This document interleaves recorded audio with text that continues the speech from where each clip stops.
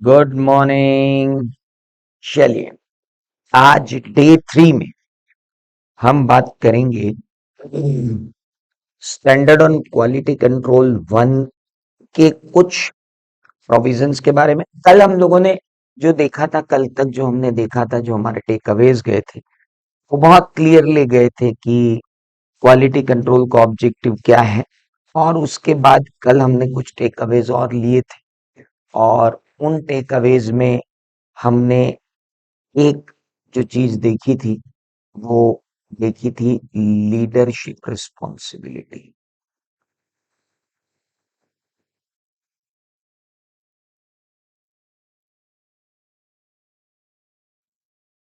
और अगर मैं याद करवाना चाहूं आपको, तो हमने लीडरशिप रिस्पॉन्सिबिलिटी में क्या क्या देखा था।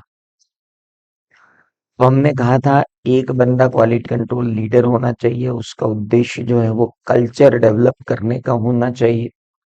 कल्चर अगर आपको डेवलप करना है तो आपको एग्जाम्पल सेट करना पड़ेंगे, खुद भी एक्सपीरियंस लेना पड़ेगा, खुद की भी एक एबिलिटी दर्शानी पड़ेगी। जो आ, अच्छा काम कर रहे हैं उन्हें इंसेंटिव देना पड़ेगा, जो अच्छा काम नहीं कर रहे हैं उन्हें पेनलाइज करना पड़ेगा, ब्रीच नहीं कर रहे हैं उन्हें प्रमोट करना पड़ेगा, उनका परफॉर्मेंस इवेल्युएशन करना पड़ेगा। ये सारी चीजें लीडरशिप रिस्पॉन्सिबिलिटीज के अंदर आई थी। कल हमने जो शुरू किया था वो ये किया था कि लीडरशिप रिस्पॉन्सिबिलिटी कैसे होती है। तो हमने लीडरशिप रिस्पॉन्सिबिलिटी के बारे में इतनी बातें तो पहले देखी थी कि पहली बात, should assume the ultimate responsibility for firm system of quality control. दूसरी बात हमने देखी थी कि भाई you need to promote the internal culture. तीसरी बात हमने बोला था कि भाई को ये बात करना है कि आप फर्म के सीईओ या मैनेजिंग पार्टनर ही होना चाहिए। तो ये सब चीजें हमने बांटी थी। और अगर मैं आपको लेके जाऊं, तो हमने 1 2 3 4 5 6 में भी इसका सिलेक्शन किया। सबसे पहले हमने कहा था भाई जो क्वालिटी कंट्रोल लीडर होता है वो फर्म का सीईओ या मैनेजिंग पार्टनर होना चाहिए, और उसको अज्यूम करना चाहिए लीडरशिप रिस्पॉन्सिबिलिटी। दूसरा हमने देखा कि लीडर जो है उसे एक्सपीरियंस, एबिलिटी और अथॉरिटी होनी चाहिए। तीसरा हमने देखा उसे इंटरनल कल्चर प्रमोट करना पड़ेगा कि क्वालिटी इसेंशियल है, और उसको करने के लिए उसे एग्जाम्पल सेट करना पड़ेंगे। एग्जाम्पल सेट करने के लिए उसे किसी को इंसेंटिव देना है, या किसी को प्रमोट करना है, या किसी को पेनलाइज करना है, वो बिल्कुल करे। क्वालिटी कंट्रोल ओवरराइडिंग रिक्वायरमेंट रहेगी, और क्वालिटी कंट्रोल नॉट नेगोशिएबल रहेगी। ये बात सबको पता चल जाए, ये हमने कल देखा। उसके बाद हम आए थे कि फर्म के अंदर फर्म को इंश्योर करना चाहिए कि firm should assign management responsibility इस मैनर में दे कि कमर्शियल कंसिडरेशन ओवरराइड ना करे। लोगों का परफॉर्मेंस इवेल्युएशन हो, कंपनसेशन हो, प्रमोशन दिया जाए, इंसेंटिव्स दिए जाए। पेनलाइज करना है आप पेनलाइज कीजिए। जितने भी रिसोर्सेस हैं उनको प्रॉपरली डेवलप कीजिए, उन्हें डॉक्यूमेंट कीजिए, उन्हें सपोर्ट कीजिए, ताकि क्वालिटी पॉलिसी और प्रोसीजर का एक कल्चर डेवलप हो सके। और हमने ये तीन चीजें लीडरशिप रिस्पॉन्सिबिलिटी के लिए टेक अवे के रूप में दे दी थी कि देर आर 3 टेक अवेज। तो इन्हें आप टेक अवेज के रूप में लिख सकते हैं, जो मैंने यही लिख दी है। That is called commercial consideration, resources, monetary compensation. इसके बाद आती हैं इथिकल रिक्वायरमेंट्स। अब इथिकल रिक्वायरमेंट्स पर आगे बढ़ने से पहले थोड़ी बातें हमें समझनी पड़ेंगी। Let us understand some serious concerns are relating to quality control. क्योंकि क्या है, मॉड्यूल ने क्वालिटी कंट्रोल की कुछ टर्म्स को गायब कर दिया है। तो कोई बात नहीं, कुछ टर्म्स हैं जो क्वालिटी कंट्रोल की हैं, जो बार बार आ रही हैं और आगे भी आएंगी। तो जरा उन पर हम एक नजर दौड़ा लें। सबसे पहली बात जो आती है हमारे सामने, वो आती है एक डेफिनेशन जिसे हम कहते हैं एंगेजमेंट पार्टनर। तो अब सबसे पहले इस डेफिनेशन पर कंसंट्रेट किया जाए कि भाई साहब एंगेजमेंट पार्टनर कौन होता है। जब तक अब हम इस डेफिनेशन को नहीं देख लेंगे तब तक हमारे लिए अब आगे बढ़ना संभव नहीं है। कुछ ऐसी चीजें हैं क्वालिटी कंट्रोल की जिनको हमको देख, जैसे एंगेजमेंट पार्टनर। एंगेजमेंट पार्टनर कौन है?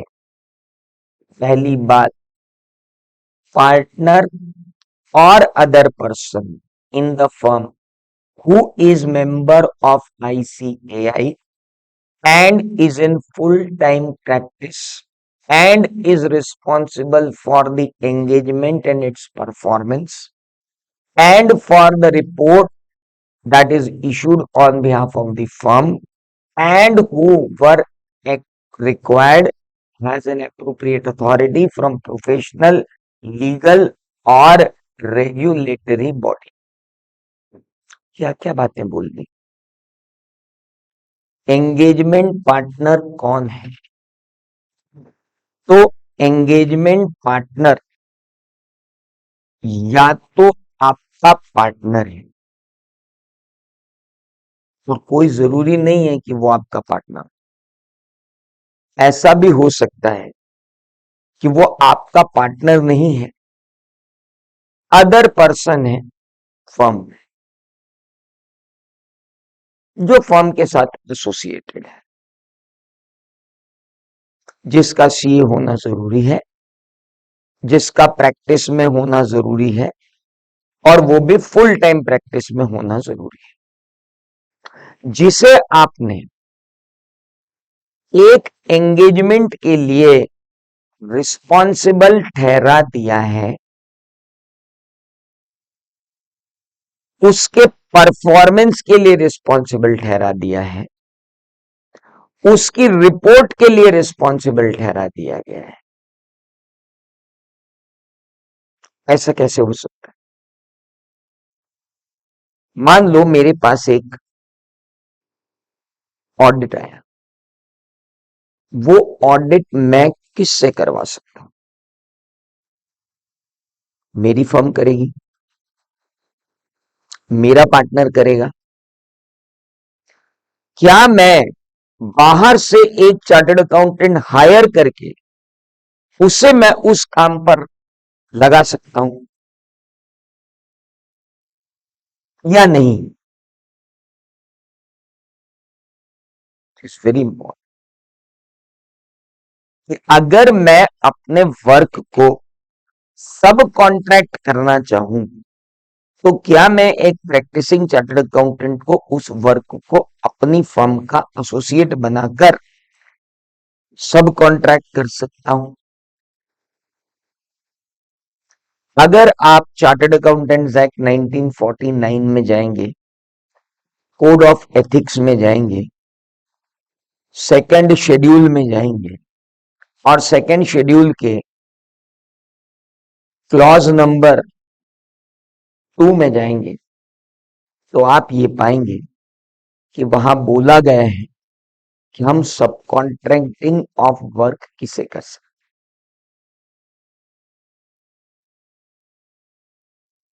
तो बहुत क्लियर है, हम अपने में किसी भी रिपोर्ट पर जो मेरी फर्म से इशू हुई है, मैं उस रिपोर्ट पर सिर्फ तभी साइन कर सकता हूं जब वो काम मैंने किया हो, मेरे पार्टनर ने किया हो, मेरे एम्प्लॉयज ने किया हो, या another chartered accountant in practice ने किया हो। तो भाई हम another chartered accountant in practice को एसोसिएट कर सकते हैं कि आप हमारे लिए काम करें। तो जरूरी नहीं है कि एंगेजमेंट पार्टनर मेरा पार्टनर हो, एंगेजमेंट पार्टनर मेरा एसोसिएट भी हो सकता है। और जब मैंने उसको एंगेजमेंट के लिए रिस्पॉन्सिबल बनाया है, तो डेफिनेटली एंगेजमेंट, एंगेजमेंट का परफॉर्मेंस, एंगेजमेंट की रिपोर्ट, तीनों के लिए रिस्पॉन्सिबल है। इसलिए उसे कहा जाता है एंगेजमेंट पार्टनर। लेकिन कल से अगर आईसीएआई ने मना कर दिया कि एक प्रैक्टिसिंग चार्टर्ड अकाउंटेंट दूसरे प्रैक्टिसिंग चार्टर्ड अकाउंटेंट के काम को परफॉर्म नहीं करेगा, तो फिर मैं बोलूंगा कि यार एप्रोप्रिएट अथॉरिटी ने परमिशन नहीं दी है इसको, इसलिए ये मेरा एंगेजमेंट पार्टनर नहीं है। तो one has to be very clear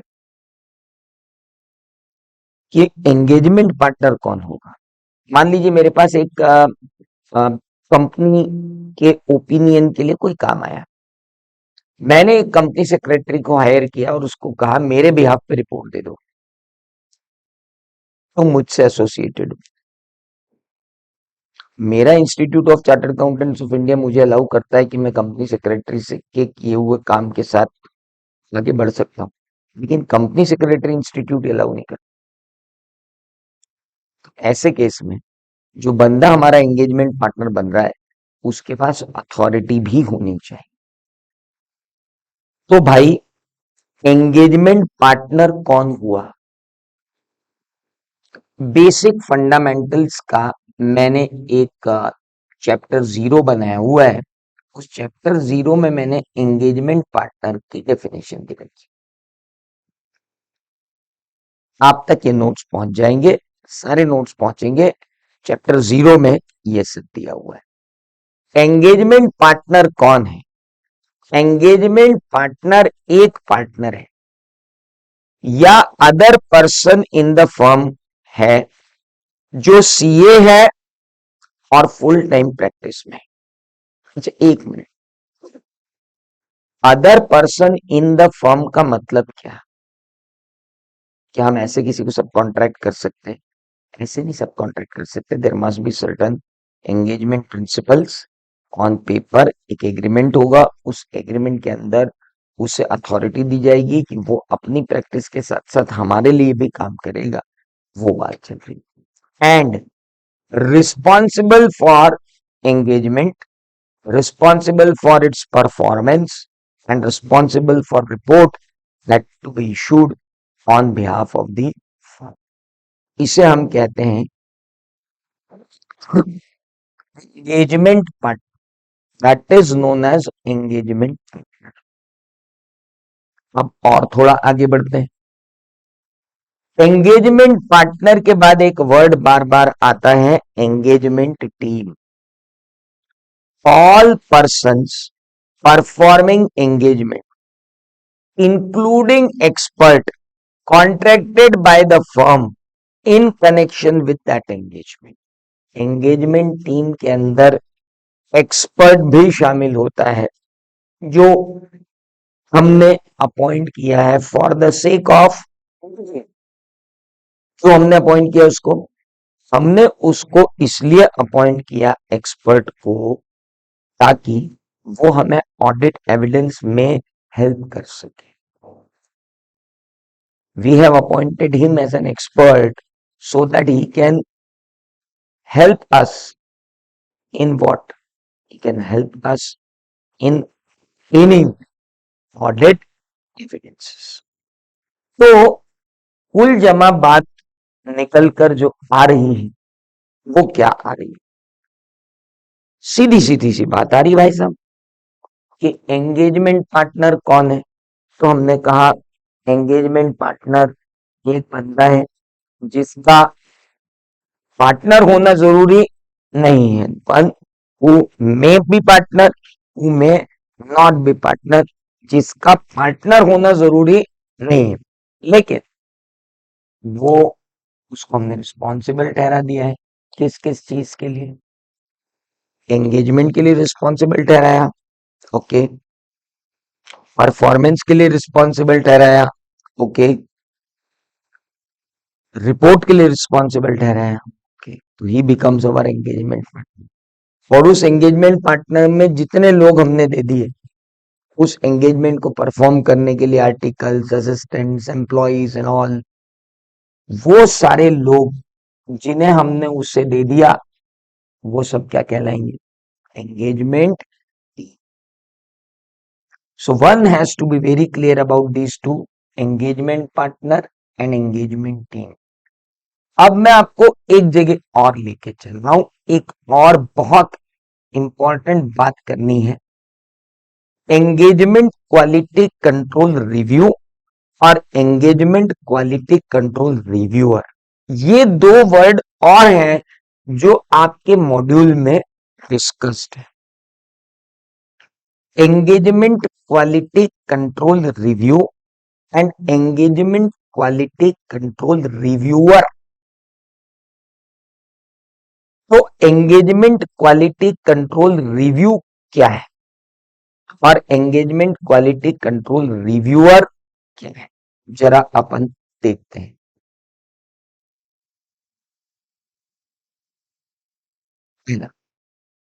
engagement quality control review का मतलब होता है एक ऐसी process designed to provide an objective evaluation before the report is issued of the significant judgments the engagement team made and the conclusion they reached in forming the report. Engagement quality control review. मेरी report issue होने से पहले उस पर एक quality check लग जाए, उस प्रोसेस को एंगेजमेंट क्वालिटी कंट्रोल रिव्यू कहते हैं। मेरे पास एक एंगेजमेंट पार्टनर है, वो एंगेजमेंट पार्टनर एंगेजमेंट टीम को लेकर गया, एंगेजमेंट परफॉर्म किया, एंगेजमेंट की रिपोर्ट बनाई, वो रिपोर्ट अब वो साइन होने वाली है, लेकिन साइन होकर वो रिपोर्ट इशू हो उससे पहले एक कोई बंदा कॉम्पिटेंट हो जो ऑब्जेक्टिवली इवैल्यूएट कर दे उस रिपोर्ट को कि उस रिपोर्ट के लिए जो लिए गए सिग्निफिकेंट जजमेंट है। अब आप बताइए किसी भी रिपोर्ट के अंदर सिग्निफिकेंट जजमेंट क्या हो सकता है? लेट अस अज्यूम कि क्या जजमेंट्स हो सकते हैं significant judgement before issuing a report. आपने सबसे बड़ा जजमेंट तो ये लिया कि क्वालिफाइड ओपिनियन दूं, अनक्वालिफाइड ओपिनियन दूं, डिस्क्लेमर ओपिनियन दूं या एडवर्स रिपोर्ट दूं, एडवर्स ओपिनियन। एडवर्स और क्वालिफाइड के बीच में भी आपने जजमेंट लिया कि जो मैटर जिसके बारे में मुझे ये मालूम है sufficient and appropriate audit evidence है कि ये गलत है, ये मिस स्टेटेड है, तो फिर आपने एक डिसीजन लिया कि जो मिस स्टेटेड है वो मटेरियल एंड परवेसिव है कि नहीं। दोस्तों, ये सारी चीजें मैं मानता हूं कि इंटरमीडिएट के अंदर क्लियर हो चुकी हैं कि what is material, what is pervasive, तो मैं बीच लेक्चर में उनको नहीं लेके आऊंगा। लेकिन अगर आपको जैसे है, कई बार होता है कि भाई इंटरमीडिएट में हमने ऑडिटिंग इतना अच्छे से नहीं पढ़ा, तो मैं छोटे छोटे शॉर्ट्स बना के डाल रहा हूं। With in 2 3 4 days you will get all the shorts relating to these small points। Insertion क्या है, रिस्क क्या है, इनहेरेंट रिस्क क्या है, कंट्रोल रिस्क क्या है, सब्सटेंटिव प्रोसीजर क्या है, टेस्ट ऑफ कंट्रोल क्या है, ओपिनियन कितने टाइप के होते हैं, मटेरियल परवेसिव क्या होता है। तो ये सारी चीजें जो हैं वो मैं आपको छोटे छोटे छोटे छोटे अलग अलग अलग अलग वीडियोस बना के ऑडिट्रिक्स चैनल पे डालने वाला हूँ। तो आपको ऑडिट्रिक्स चैनल पे सब मिल जाएंगे, ताकि आपको कभी भी जैसे लगे लेक्चर देखते हुए कि यार सर ने अभी एक वर्ड बोला था कि आपने एक डिसीजन लिया है कि ये परवेसिव है कि नॉन परवेसिव है, तो तुरंत वहां जाके देख लो कि परवेसिव और नॉन परवेसिव के बीच में मैंने कहा कि इस वीडियो में बोला है। 2 मिनट में वो वीडियो देखो और वापस आ जाओ, ताकि क्या है जो मेन लेक्चर हैं उनकी लेंथ ना बढ़े। नहीं तो क्या होगा, आखिरी में जब आप रिवीजन करने जाओगे तो आपको अनवांटेड चीजें सुननी पड़ेंगी जो आपको अच्छे से आती। इसलिए मेरा पूरा फोकस ये है कि मेरा जो मेन लेक्चर हो वो स्टडी मॉड्यूल कंटेंट बेस्ड हो। स्टडी मॉड्यूल को समझाने में जितनी चीजें लग रही हैं वो भी मैं यहां ले रहा हूं बस। अब जैसे अगले 2 3 पॉइंट जो मेरे को आपको समझाने हैं, उसमें engagement partner, engagement quality control reviewer, engagement quality control review, ये सब आएगा। इसने मुझे यहाँ पढ़ा। मैंने पहले आपको पढ़ाया कि एंगेजमेंट पार्टनर कौन है, फिर मैंने आपको पढ़ाया एंगेजमेंट क्वालिटी कंट्रोल रिव्यू क्या होता है। एक ऐसी प्रोसेस जिसे आपने डिजाइन किया है ये प्रोवाइड करने के लिए कि ऑब्जेक्टिव इवैल्यूएशन आपको ये सॉरी एक प्रोसेस है जो डिजाइन की गई है ताकि एक ऑब्जेक्टिव इवैल्यूएशन हो जाए। तब रिपोर्ट के इशू होने से पहले क्या ऑब्जेक्टिव इवैल्यूएशन, किसका ऑब्जेक्टिव इवैल्यूएशन? उन सिग्निफिकेंट जजमेंट्स का जो एंगेजमेंट टीम ने लिए हैं और उन कंक्लूजन्स का जिन पर वो पहुंचे हैं while they are formulating the report। उसे कहते हैं engagement quality control review. Normally क्या होता है मालूम? मेरे ऑफिस में जब रिपोर्ट इशू हो रही होती है उससे पहले मेरे पास फाइल आ जाती है, सर जरा देख लेना ये रिपोर्ट हमने सही की। मैं पूरी वर्किंग पेपर फाइल का ऑब्जेक्टिव एनालिसिस करता हूँ। मैं ये देखता हूँ कितने मैटर्स इनको मिले थे, मैं ये देखता हूँ इनको मिस स्टेटमेंट मिले थे, मिस स्टेटमेंट मटेरियल है सब या परवेसिव है, और जो ओपिनियन दे रहे हैं सही दे रहे हैं या नहीं, इन्होंने सैंपल साइज सही रखा कि नहीं वो भी एक जजमेंट है, इन्होंने एनालिटिकल प्रोसीजर कहाँ कहाँ लगाई वो भी एक जजमेंट है, कितनी चीजों को इन्होंने सिग्निफिकेंट माना वो भी एक जजमेंट है। सारे जजमेंट्स में देखूंगा और उसके बाद मैं बोलूंगा कि हाँ now you can sign it. अब जो ये मैं हूं, ये एंगेजमेंट क्वालिटी कंट्रोल रिव्यू कर रहा है, इसे कहते हैं एंगेजमेंट क्वालिटी कंट्रोल रिव्यूअर। बेटा आगे जो भी नोट्स मैं आपको दूंगा उसमें दो वर्ड आपको मिलेंगे। एक मिलेगा EQCR,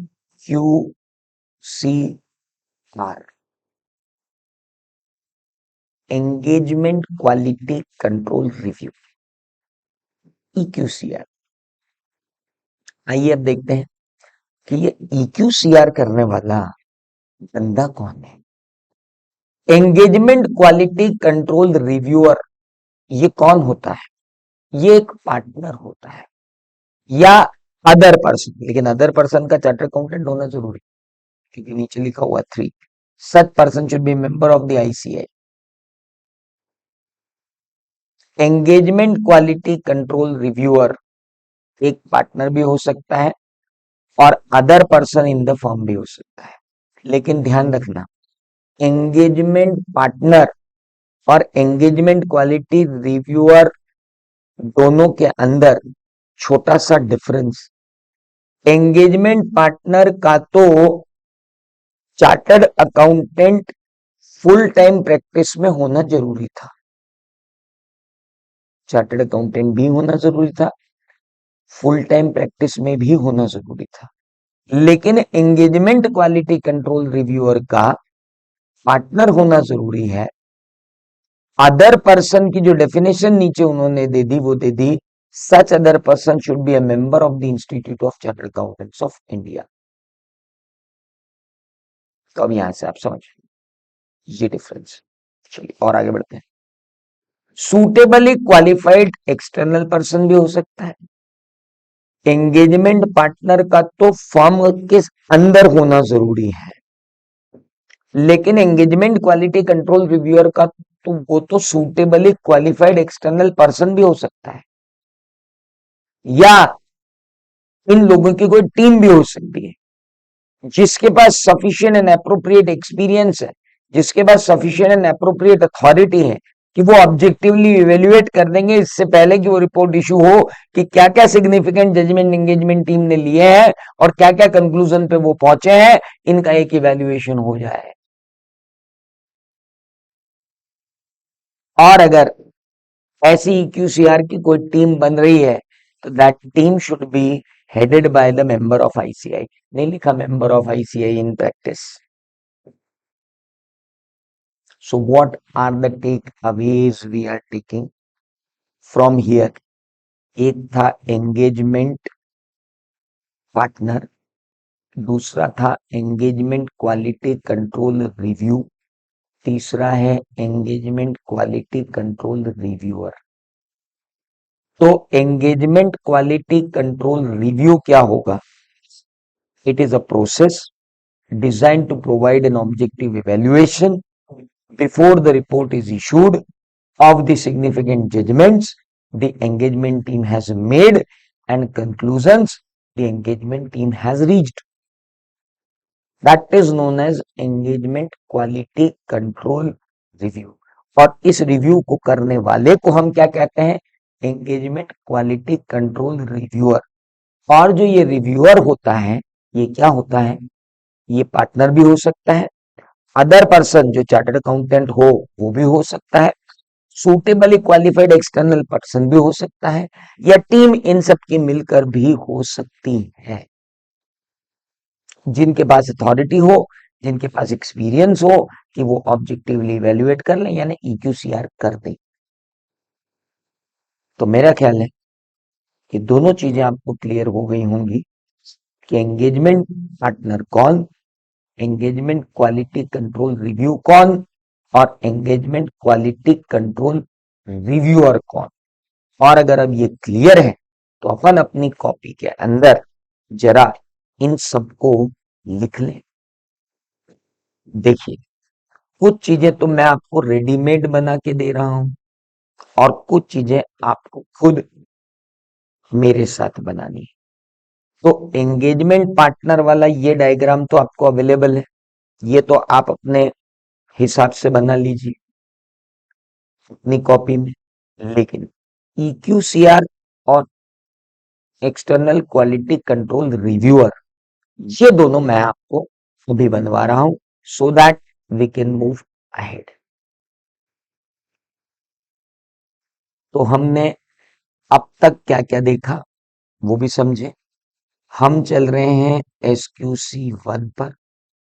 हमने कहा था SQC1 में सबसे पहली रिक्वायरमेंट होती है लीडरशिप रिक्वायरमेंट। वो लीडरशिप रिक्वायरमेंट हमने देख ली। दूसरी रिक्वायरमेंट हमें शुरू करना है, दैट इज एथिकल रिक्वायरमेंट। लेकिन इथिकल रिक्वायरमेंट और उससे आगे की जो रिक्वायरमेंट्स हैं उन पर जाने से पहले मुझे कुछ चीजों का आपको नॉलेज देना था, तो मैंने कहा वो देता चलूं। उसमें सबसे पहला नॉलेज जो मुझे देना है वो देना है EQCR क्या होता है, that is engagement quality control review.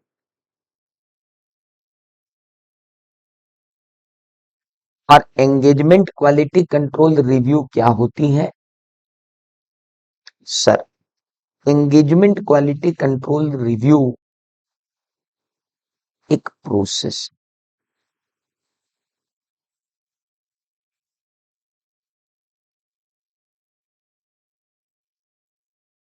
To have an objective evaluation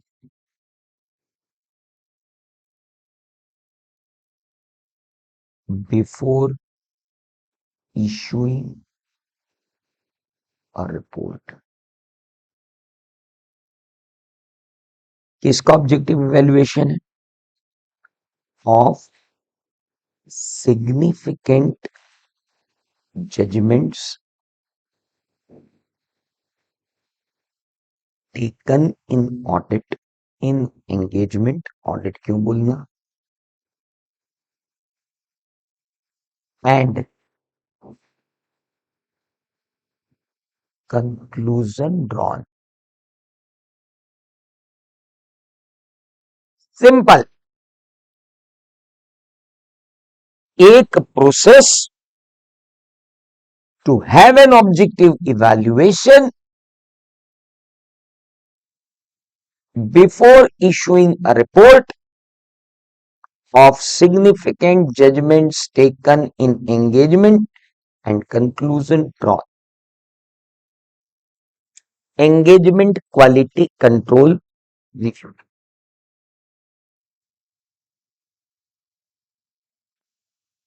क्या मेरे भाई समझ में आया कि नहीं आया? तो चैट पे बोलो कि आया।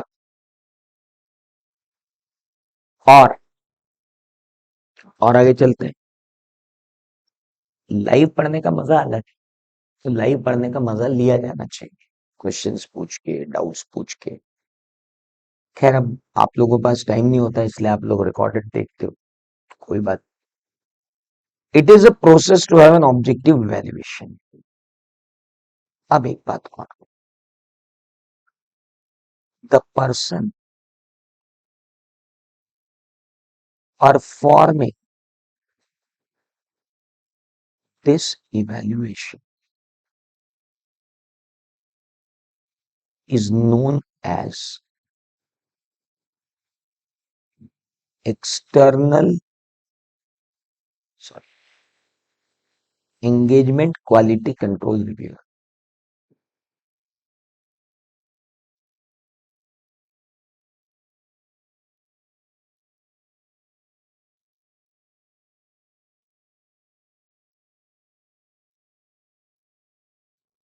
इस एंगेजमेंट क्वालिटी कंट्रोल रिव्यूअर के कुछ टेक अवे हैं। He may be partner, he may be other person in firm, he may be external person, or he may be a team of all.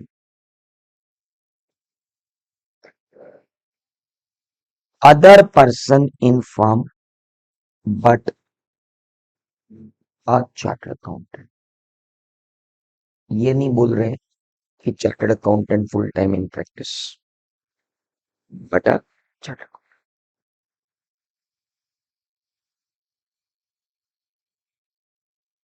तो कहने का मतलब ये दो टर्म मुझे पहले आपको बतानी थी। Engagement quality control review, engagement quality control reviewer, engagement partner, engagement team. ये चार वर्ड्स मुझे आपको क्लियर करने थे। अब मैं और आगे बढ़ता हूं। Let's move ahead. अब हम वापस आते हैं अपने उन्हीं नोट्स पर और शुरू करते हैं इथिकल रिक्वायरमेंट से अपनी बातें। ये इथिकल रिक्वायरमेंट कोई पहली बार अपन पढ़ रहे हैं ऐसा नहीं। आपको याद हो तो बहुत पहले जब आप इंटरमीडिएट में थे, ऐसे 200 के अंदर जो रिक्वायरमेंट्स आती थी उसमें इथिकल रिक्वायरमेंट्स आती थी और वो बताती थी integrity, objectivity, professional competence and due care, confidentiality and professional behaviour. इतनी बातें आपको बताई जाती थी इथिकल रिक्वायरमेंट्स के अंदर। तो बिल्कुल सही बताई जाती थी क्योंकि वो यहीं से ली गई थी। उनका ओरिजिन SQC1 है। तो ये मानिए कि इनका ओरिजिन SQC1 है और ये इथिकल रिक्वायरमेंट जो SQC1 में आई हैं, इनका ओरिजिन क्या है? इनका ओरिजिन है international code of ethics issued by international ethical standards board, इस्बा। तो इन सब के पप्पा कौन हुए? इस्बा, इंटरनेशनल एथिकल स्टैंडर्ड्स बोर्ड ने बनाए इंटरनेशनल कोड ऑफ एथिक्स। उसके अंदर फंडामेंटल फ्रेमवर्क में ली गई इथिकल रिक्वायरमेंट्स। इन इथिकल रिक्वायरमेंट्स को फॉलो किया SQC ने, क्योंकि क्वालिटी तो तभी आएगी जब बंदा इथिकल रहेगा। यहां से परकोलेट होती हुई वो गई ऐसे 200। तो आप बिल्कुल परेशान ना हो कि यार ये इथिकल रिक्वायरमेंट्स हर जगह क्यों आ जाती हैं। ये इसलिए आ जाती है क्योंकि ये इंटरनेशनल फंडामेंटल है जो उतर कर यहां तक आ रहा है। तो आइए जरा यहां देखें एथिकल रिक्वायरमेंट्स किसे कहते हैं वो तो आपको मालूम है। Ethical requirement means being ethical means you should be having integrity. Integrity का मतलब अपन ने पढ़ा था कहां पे, इंटर में क्या पढ़ा था, इंटीग्रिटी का मतलब ईमानदार, ऑनेस्ट, सिंसियर, स्ट्रेट फॉरवर्ड। फिर हमने पढ़ा था ऑब्जेक्टिविटी, ऑब्जेक्टिविटी का मतलब unbiased, independent, without any partial attitude, impartial person, that's called objectivity. फिर हम आए थे professional competence and due care, बंदे के पास लेटेस्ट नॉलेज की एक्विंटेंस होनी चाहिए, then only he can perform his work. Then confidentiality, whatever information you obtain during your assignment, you should digest them, you should not speak it to anyone, and these are the professional confidential information cannot be leaked out. And then professional behavior, that you should not compromise in any situation with the emotion, with the empathy, with anything which is called familiarity threat. So your behavior should be what? Professional. It should not be emotional.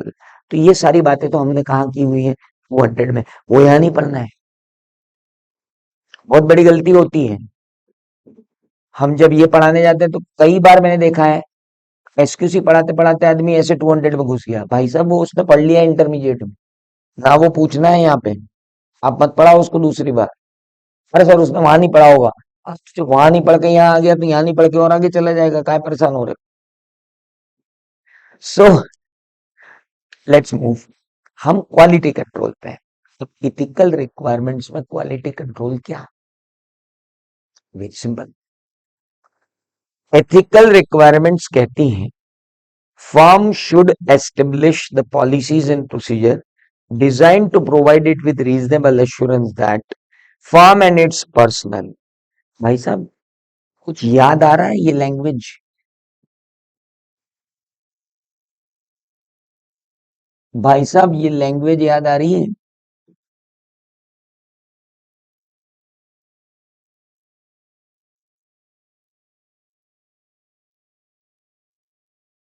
Common language है ये देखो।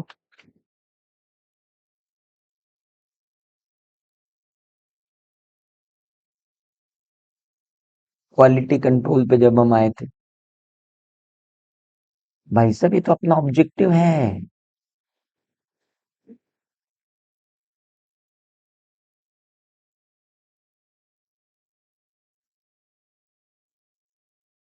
ये तो अपना objective की line पूरी की पूरी सेम टू सेम बार बार आती, हर बार कोई कैरेक्टरिस्टिक शुरू होगी ऐसी होगी। Every time if a characteristic will start like that only. Why we should mug it out?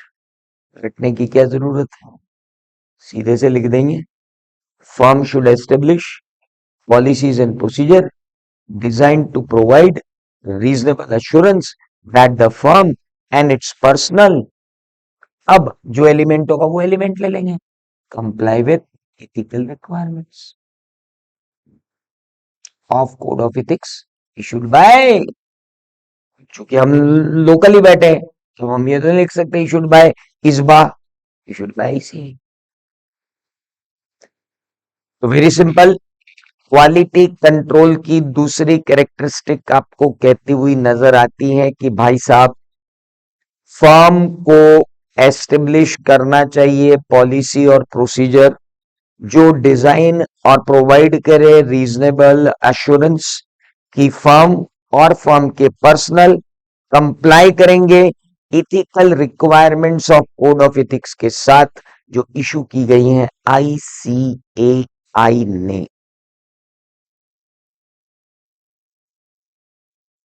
5 requirement थी, integrity, objectivity, professional competence and due care, confidentiality, professional behaviour. और मेरे दोस्त ये भी पढ़ाया गया था इंटरमीडिएट में कि इन इथिकल रिक्वायरमेंट्स को हानि पहुंचाने की, हार्म करने की कुछ एलिमेंट्स होते हैं जिन्हें हम थ्रेट्स कहते हैं। और बड़ी सारे प्रकार के थ्रेट्स हमने वहां पढ़े थे। एक हमने पढ़ा था सेल्फ इंटरेस्ट थ्रेट, एक हमने पढ़ा था सेल्फ रिव्यू थ्रेट, एक हमने पढ़ा था एडवोकेसी थ्रेट, एक हमने पढ़ा था फेमिलियरिटी थ्रेट, एक हमने पढ़ा था इंटिमिडेशन थ्रेट। उन सारे थ्रेट्स को हम एड्रेस कर पाए, उसका ही एक पॉलिसी और प्रोसीजर और सिस्टम हम क्वालिटी कंट्रोल में लाना चाहते हैं। दोस्त समझो, क्वालिटी कंट्रोल सिस्टम डेवलप कर रहे हैं। पहले तो इस सिस्टम को लीडर दिया, उसके बाद इस सिस्टम का एक ढांचा बना रहे हैं, और उसकी इस सिस्टम का जो लीडर है और इस सिस्टम की जो आत्मा है, वो इस सिस्टम की आत्मा जो है वो इथिकल रिक्वायरमेंट्स। इस सिस्टम को एक नेता दे दिया, अब इस सिस्टम की एक आत्मा है, और वो आत्मा क्या है? Ethical requirements. जब तक एथिक्स फॉलो नहीं होंगे तब तक किसी सूरत में क्वालिटी नहीं आ सकती। There can not be a quality without ethical requirements. Simple. अब हमें क्या करना चाहिए फर्म लेवल पर? सर, इन सारी इथिकल रिक्वायरमेंट्स के लिए फर्म को क्या करना चाहिए, उस बारे में बात की गई है आगे। ऐसी कैसी पॉलिसी बनाएं कि फर्म को इंडिपेंडेंट बना दे?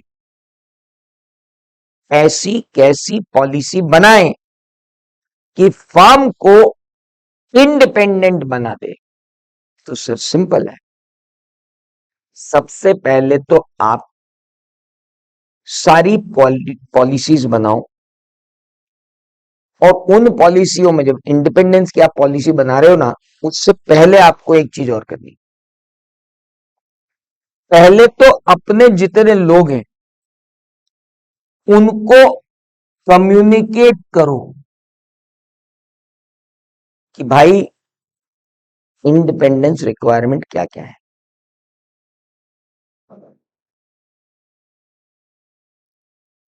सबसे पहले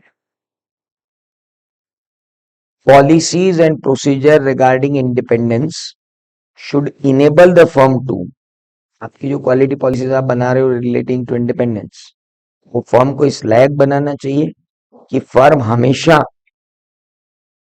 अपने पर्सनल्स को प्रॉपरली ये कम्युनिकेट कर पाए कि इंडिपेंडेंस की रिक्वायरमेंट इस पर्टिकुलर असाइनमेंट में है, और आपको इसका खास ख्याल रखना है। पॉलिसी और प्रोसीजर ऐसी भी होना चाहिए जो आइडेंटिफाई कर पाए और इवेल्युएट कर पाए सरकमस्टेंसेस के अंदर कि क्या कोई ऐसी रिलेशनशिप्स आ रही हैं जो थ्रेट क्रिएट कर रही हैं, और अगर थ्रेट क्रिएट कर रही है तो पॉलिसी और प्रोसीजर ऐसी होनी चाहिए कि वो थ्रेट को एलिमिनेट करने और रिड्यूस करने के लिए आपको गाइड करें। और अगर आप इन थ्रेट्स को ना एलिमिनेट कर पा रहे हो ना रिड्यूस कर पा रहे हो एक्सेप्टेबली लो लेवल पर, तो आपको गाइड करे कि भाई ये एंगेजमेंट आप छोड़।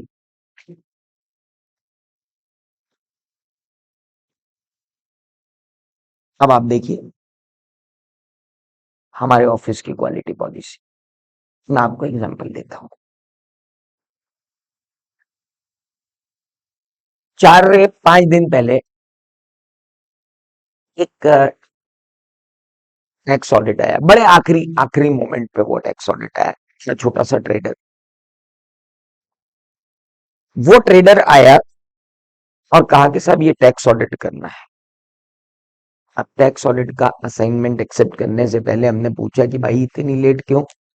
बोले सर मेरा तो आज तक टैक्स ऑडिट हुआ ही नहीं, पहली बार तो मैं टैक्स ऑडिट के नेट में आया तो मुझे कुछ ध्यान नहीं था, वो तो आपके आर्टिकल जब मेरा इनकम टैक्स रिटर्न देख रहे थे तो उनको एकदम ख्याल आया कि टैक्स ऑडिट करना है।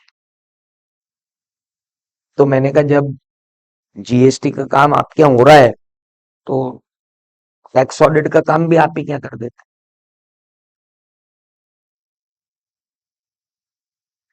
मेरे यहाँ आपका जीएसटी का काम हो रहा है। क्या काम हो रहा है? मैं ही आपकी अकाउंटिंग कर रहा हूं। मेरा जो अकाउंटिंग डिवीजन है वो आपकी अकाउंटिंग कर रहा है, पूरी सेल परचेज बुक कर रहा है, उनके ऊपर जीएसटी का कैलकुलेशन कर रहा है, जीएसटी पेएबल का फिगर बना रहा है, आईटीसी क्रेडिट ले रहा है, एनुअल रिटर्न बना के आपको दे रहा है, सब कुछ कर रहा है। आपके तो पूरा अकाउंट से मेरे यहाँ बन रहे हैं। अब आप मुझसे आके कहते हो सर ऑडिट भी कर दो। पहली बात, मैंने अपने एम्प्लॉय को बुलाया, मैंने कहा तूने इसको बोला कैसे दिया कि हम तेरा ऑडिट कर देंगे? बोले सर कर देंगे ना, अब इतने ऑडिट है, अभी छोटा सा तो ऑडिट है, अकाउंट भी अपन नहीं बनाया, हम कर देंगे। मैंने कहा did you know, are you out of your mind?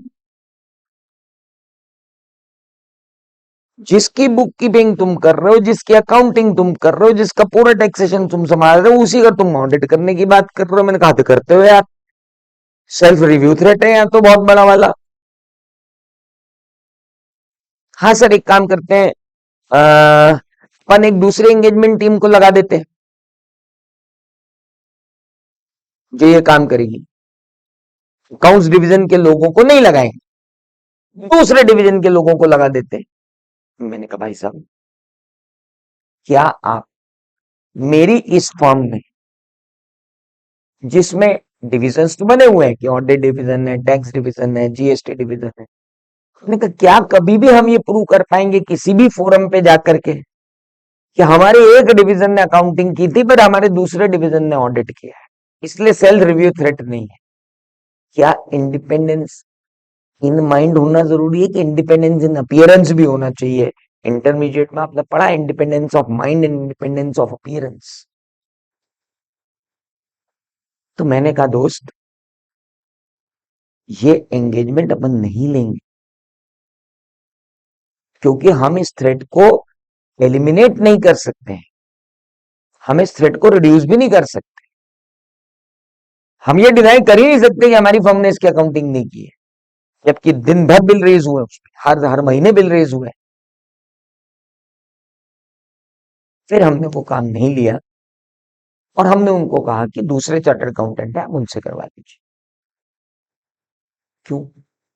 मेरा सिस्टम है ना, मेरे सिस्टम ने सबसे पहले आइडेंटिफाई कर लिया कि बॉस, अब मैंने ये जो डिसीजन लिया इससे पूरे ऑफिस में वापस एक बार कम्युनिकेट हो गया कि बॉस, इंडिपेंडेंस की पॉलिसी के चलते वो काम अपन ने नहीं लिया है। अब आज के बाद अगले 5 साल जब तक वो आर्टिकल और ये असिस्टेंट्स मेरे पास हैं, कोई आदमी मेरे केबिन में ऐसा ऑफर लेके नहीं आएगा, क्योंकि उन्हें मालूम है कि अपने यहाँ की पॉलिसी क्या है। That's called communication of policy. So this is, ये जीना पड़ती है चीजें, है ना? बॉयफ्रेंड गर्लफ्रेंड इनके आपस के थ्रेट हो जाएगी, फेमिलियरिटी थ्रेट, ऐसे ऑडिट पढ़ा जाता है? ये ऐसे ऑडिट पढ़ाया जाता है? भाई साहब, ऑडिट पहले किया जाता है, प्रोफेशन में जो आप प्रैक्टिस कर रहे हो वही आप प्रीच कर सकते हो। You can not teach audit, उसके लिए जीना पड़ता है आपको खुद।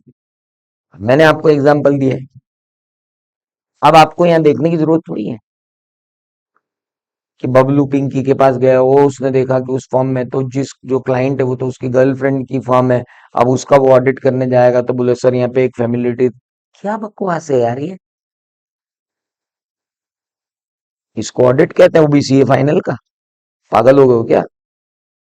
वेरी सिंपल, हमारा ऑफिस है, हम ऑफिस जाते हैं, हमारे ऑफिस में रोज केस मिलते हैं, उन केसेस से हमको ऑडिट समझना है, प्रैक्टिकल इम्प्लीकेशन करना है, फाइनल में रटना नहीं है। केस स्टडी आएगी, वहां आपको ये पकड़ना पड़ेगा, यार मैं रिड्यूस नहीं कर पा रहा हूँ, एलिमिनेट नहीं कर पा रहा हूँ, मैं विड्रॉ कर लेता हूँ या मैं लेता ही नहीं हूँ इस एंगेजमेंट को। मान लो एंगेजमेंट लेने के बाद आपको पता चली ये बात, तो विड्रॉ कर लो एंगेजमेंट से, यही तो पॉलिसी है, यही तो पॉलिसी बना।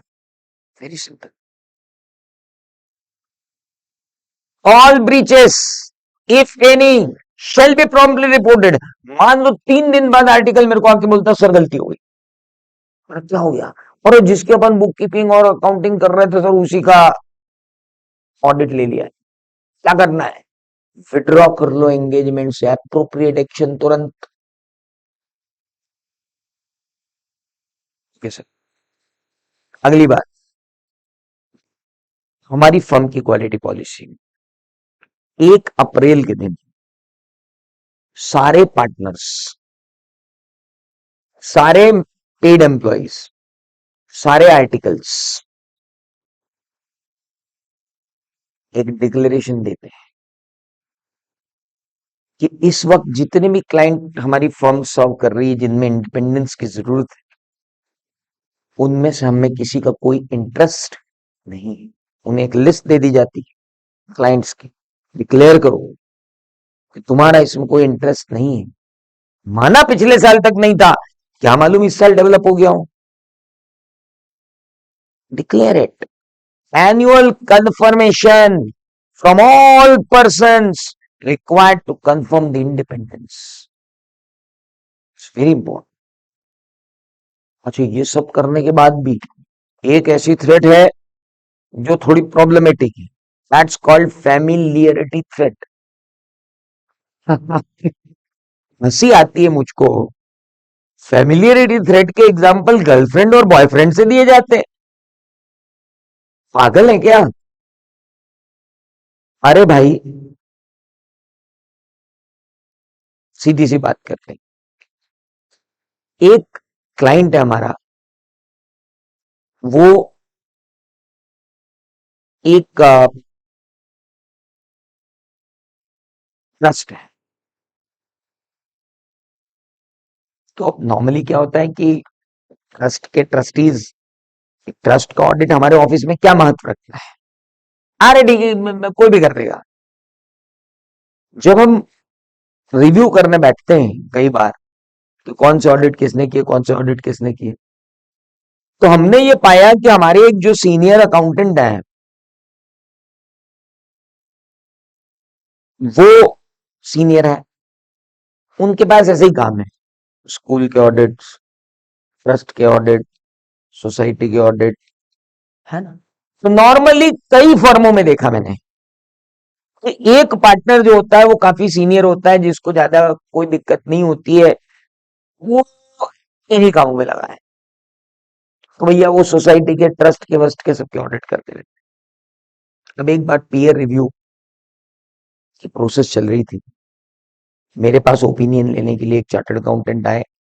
इंदौर के पास एक कस्बा है खरगोन, तो वो कुछ मुझसे डिस्कस कर रहे थे कि सर हमारे यहाँ जो पीयर रिव्यू प्रोसेस इंप्लीमेंट करनी है, तो उसके लिए मैंने उनसे पूछा कि आपकी फर्म में क्या क्या है, तो उन्होंने बताया कि हमारी फर्म में, तो बोले एक तो हमारे पापा हैं, तो मेरे पापा भी सीए हैं, तो वो सारे ये काम वही करते हैं, ये हम देखते भी नहीं उधर, स्कूल, समिति, ट्रस्ट वास्ट सब ऑडिट वही करता है, हम देखते भी नहीं उसको। सबसे बड़ी गलती तो यही होगी। आपके पापा 20-20, 25-25 सालों से उन ट्रस्टों का ऑडिट कर रहे हैं।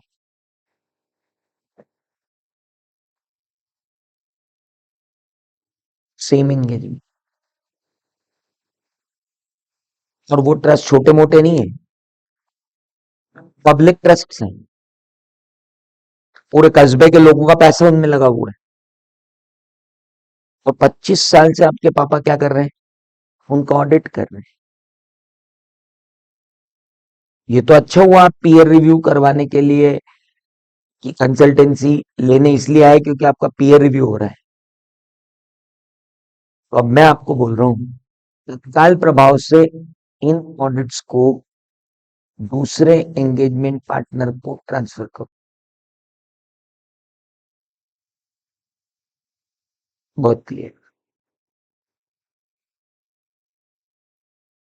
Is that clear?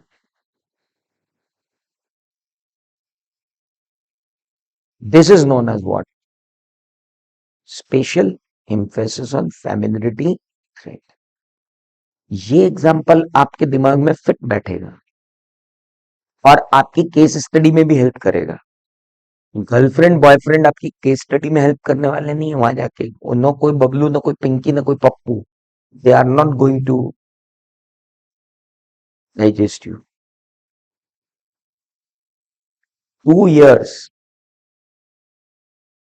after COVID, I was out of teaching just because the new course is about to come. I can't find time to record the lectures. And suddenly I felt that there is a badly a need to guide the guys in the right direction.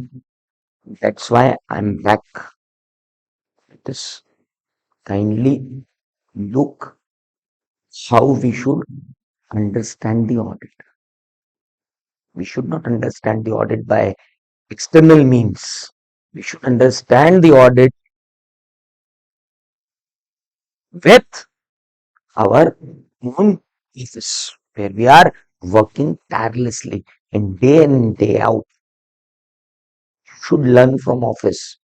आपको बाहर जाने की जरूरत थोड़ी है audit पढ़ने के लिए, ऑफिस के अंदर लर्निंग करनी है। सी, अब मैं बोलूं आपको कि इथिकल रिक्वायरमेंट्स क्या है, तो आपको रटने की जरूरत ही नहीं है। हमको ऐसी पॉलिसी एंड प्रोसीजर एस्टेब्लिश करनी है ताकि हम ये श्योर कर सकें कि हम इथिकल रिक्वायरमेंट्स को फॉलो कर रहे हैं। इथिकल रिक्वायरमेंट्स आपकी 5 बचपन से रटी हुई है, आपको integrity, objectivity, professional competence, duty और कॉन्फिडेंशियलिटी एंड प्रोफेशनल बिहेवियर। हमने कहा भाई ऐसी पॉलिसी बनाओ जिससे कम्युनिकेट हो पहले तो स्टाफ को कि independence is important in assignment. दूसरा, पॉलिसी ऐसी हो जो ऐसे सर्कमस्टेंसेस को आइडेंटिफाई और इवेल्युएट करके थ्रेट को इवेल्युएट करे, और थ्रेट को इवेल्युएट करने के बाद थ्रेट को एलिमिनेट करे। एलिमिनेट करने के बाद एलिमिनेट नहीं होती तो चलो एक्सेप्टेबली लो ले जाए, एक्सेप्टेबली लो ले जाए, एक्सेप्टेबली लो नहीं ले जा रहे हो तो छोड़ दो, विड्रॉ द एंगेजमेंट। जितने ब्रीचेस अगर हुए प्रॉम्प्टली रिपोर्ट होना चाहिए और उस पर तुरंत अप्रोप्रिएट एक्शन होना चाहिए, पॉलिसी। एनुअल कंफर्मेशन हो हर आदमी से, भाई तेरी कोई रिलेशनशिप तो नहीं आ गई कहीं जो इस साल हमें परेशान कर दे। एंड देन स्पेशल एम्फेसिस दो किस पर, फैमिलियरिटी थ्रेट पर। हो सकता है एक सीनियर पर्सन प्रोलॉन्ग्ड टाइम से एक ही एंगेजमेंट कर रहा हो। इवेल्युएट करो पब्लिक इंटरेस्ट को, इवेल्युएट करो लेंथ ऑफ सर्विस को, उसके बाद सेफ गार्ड लो। अच्छा, सेफ गार्ड करने के लिए आपके पास दो चीजें हैं। एक तो मैंने करवाई, हाँ मैंने कहा भाई साहब रोटेशन कर दो, पिताजी को हटाओ वहां से, रोटेशन। दूसरा, peer review, that is there. तो पीयर रिव्यू से भी ज्यादा क्वालिटी कंट्रोल रिव्यू जो अपन ने पढ़ा ना अभी, ई क्यू सी आर, अपन वो भी लगा सकते हैं। मान लो एक प्रोप्राइटरशिप कंसर्न, ध्यान देना, बहुत बहुत बहुत बहुत इंपॉर्टेंट बात। एक प्रोप्राइटरशिप कंसर्न, वो एक ट्रस्ट का ऑडिट कर रही है। बोले साहब हम 20 साल से एक ट्रस्ट का ऑडिट कर, छोड़ देंगे क्या? आपको लगता है कि फैमिलिटी थ्रेट है? बोले मेरे माइंड में तो फैमिलिटी थ्रेट नहीं है, पब्लिक के माइंड में फैमिलिटी थ्रेट जरूर है। तो क्या करें? देखो, एक external quality control reviewer appoint कर लो, EQCR, engagement quality control reviewer. तुम तो प्रोपराइटर हो, तुम्हारे पास तो पार्टनर भी नहीं है कि वो रिव्यू कर ले फैमिलिटी थ्रेड को। क्या करूं? आप एक एक्सटर्नल फर्म को अपॉइंट करो कि भाई साहब मैं ये रिपोर्ट इशू कर रहा हूँ ट्रस्ट की, आप जरा इसको देख लो। वो देख के आपको दे देंगे, आप रिपोर्ट इशू करो। किसी भी दिन अदालत में अगर आपके ऊपर उंगली उठी कि तुम तो 20 साल से ऑडिटर हो, सर मैं 20 साल से ऑडिटर हूँ, लेकिन इस फैमिली थ्रेट को एलिमिनेट करने के लिए मैंने एक्सटर्नल क्वालिटी कंट्रोल रिव्यूअर रखा है and he is externally reviewing it, it's known as what, quality control. इसे आप क्वालिटी कंट्रोल कहते हो। Is that clear? सो इसे एक्सटर्नल क्वालिटी कंट्रोल के आपके सॉरी क्वालिटी कंट्रोल की दूसरी रिक्वायरमेंट कहते हैं। मैं आपको याद दिला दूं कि मैं आपको पढ़ा रहा हूं SQC1। SQC1 की 5 रिक्वायरमेंट है।